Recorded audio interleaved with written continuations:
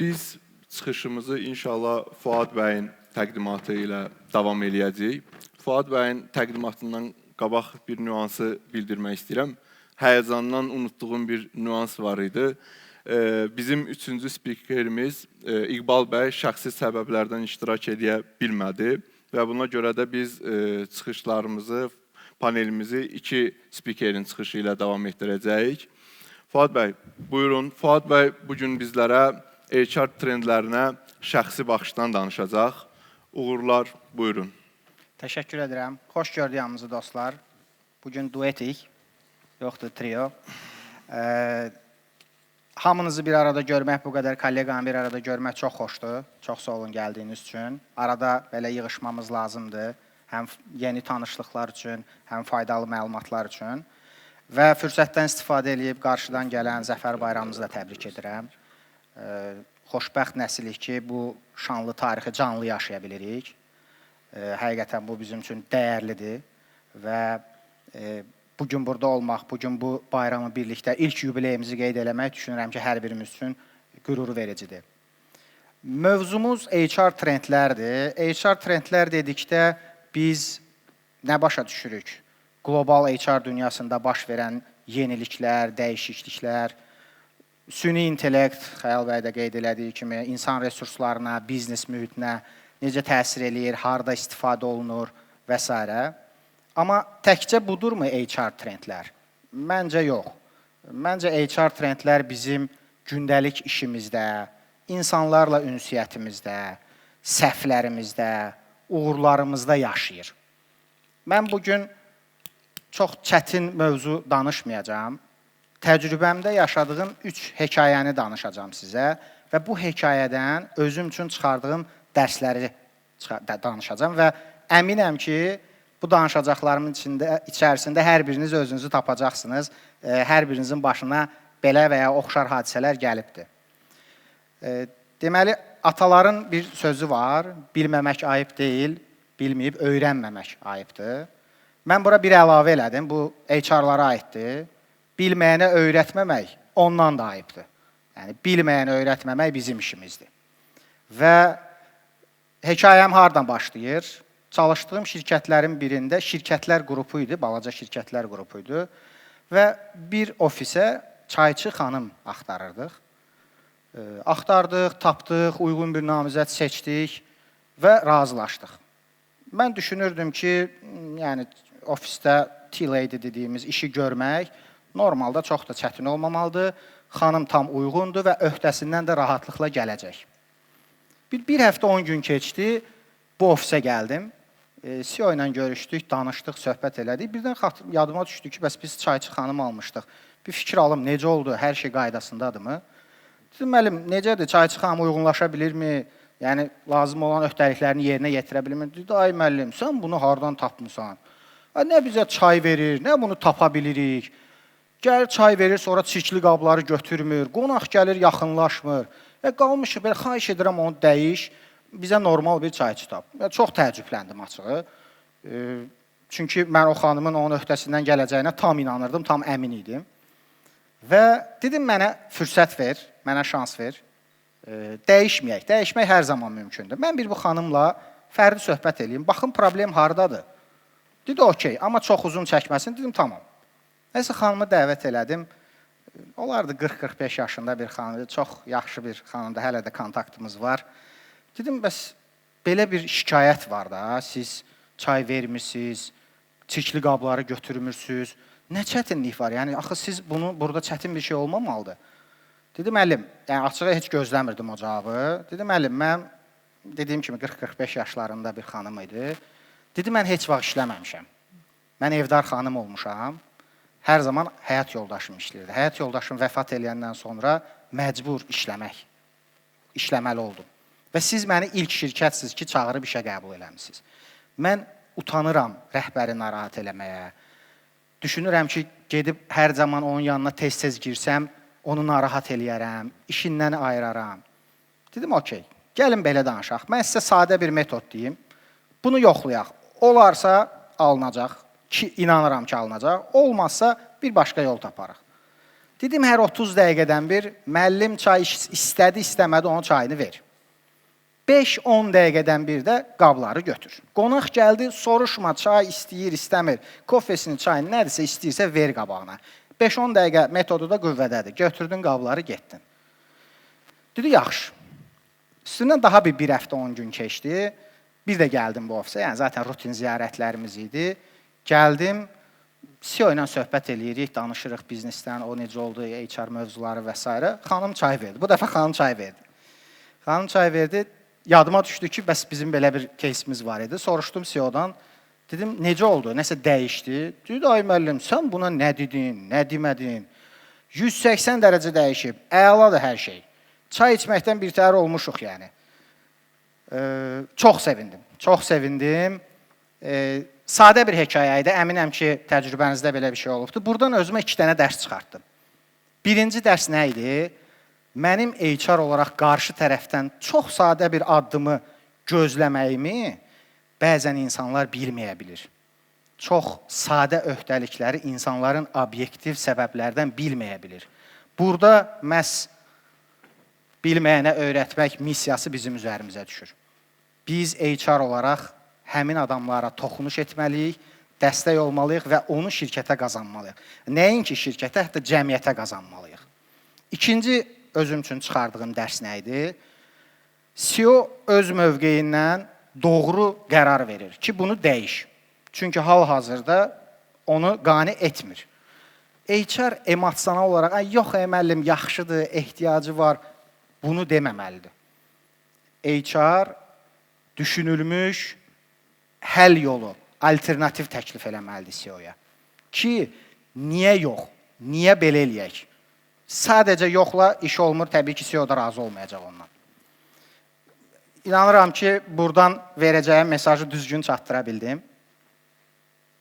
İkinci bir, hər zaman uğurlu olmur hekayələr, qərarlarımız. Təbii ki, hər birimizin iş həyatında səhvlərimiz var. Və açığı bu slaydıma başlıq tapa bilmədim, ona görə uyğun namizəd, uyğun deyil yazdım.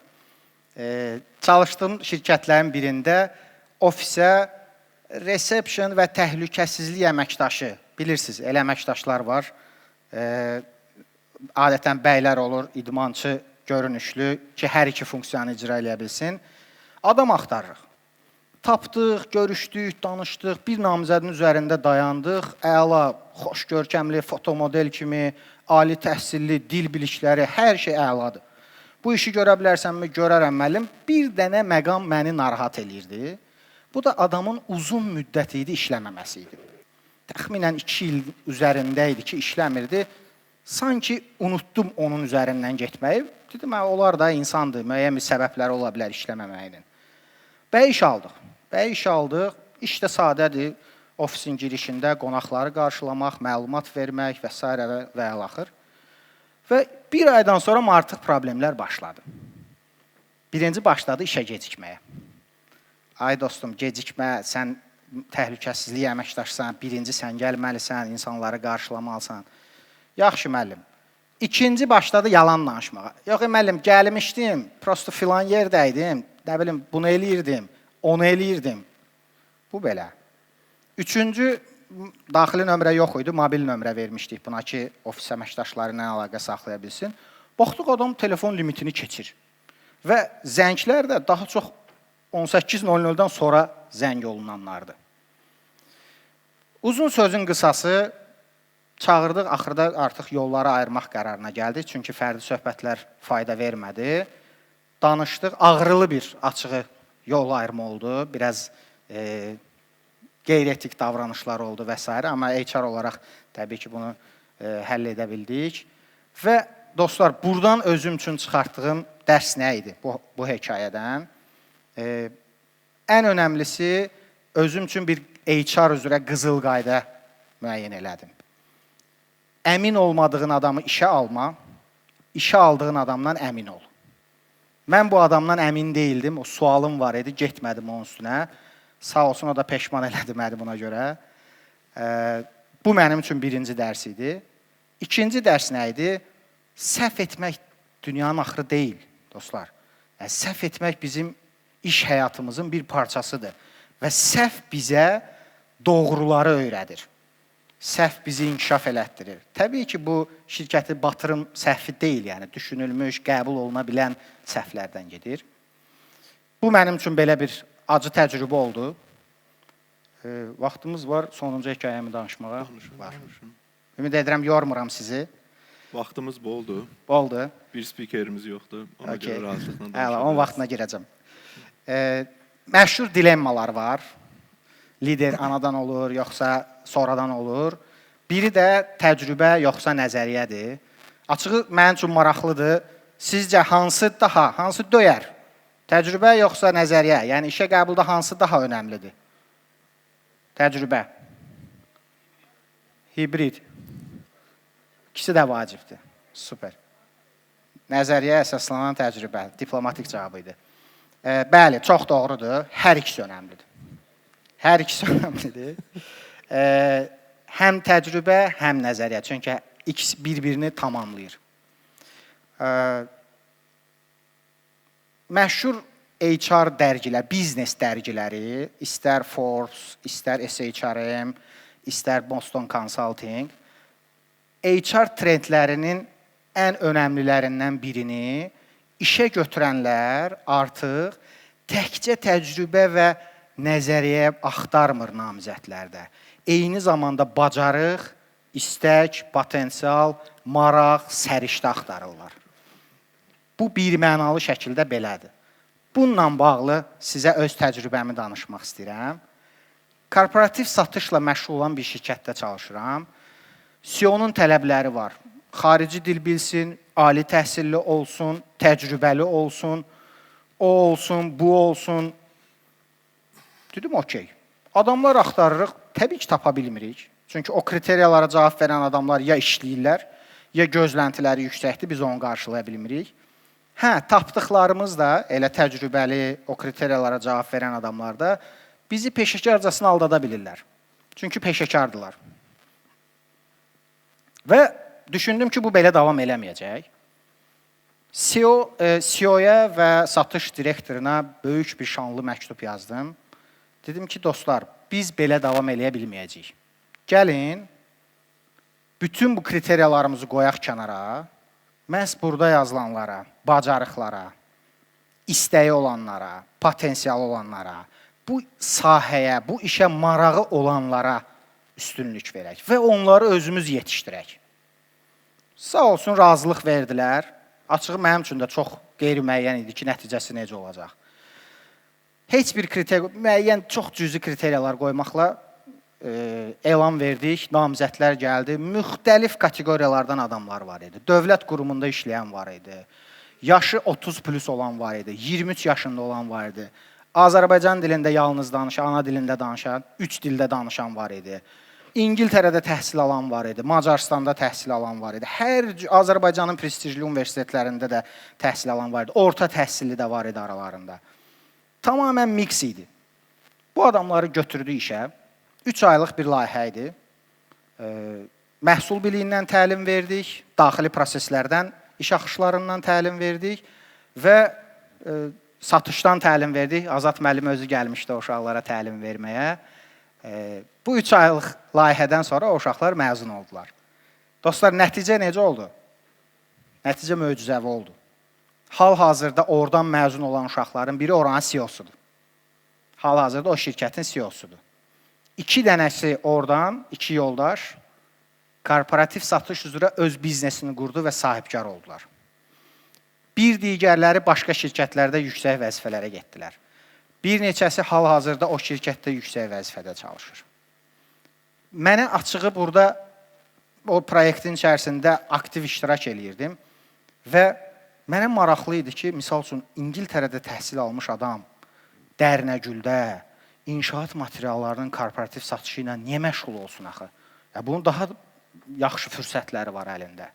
Və fərdi söhbətlərimdə adamlarla danışırdım, müxtəlif adamlar var idi. Deyirəm ki, bax, sən İngiltərədə oxumusan, Londonda oxumusan, 3 dil bilirsən, niyə buradasan? Deyir, mən valideynlərimə sübut eləmək istəyirəm ki, mən özüm nəyəsə nail ola bilərəm. Bu onun marağı idi. Bir başqası var idi, dövlət strukturunda işləmişdi, yəni dövlət işçisi idi.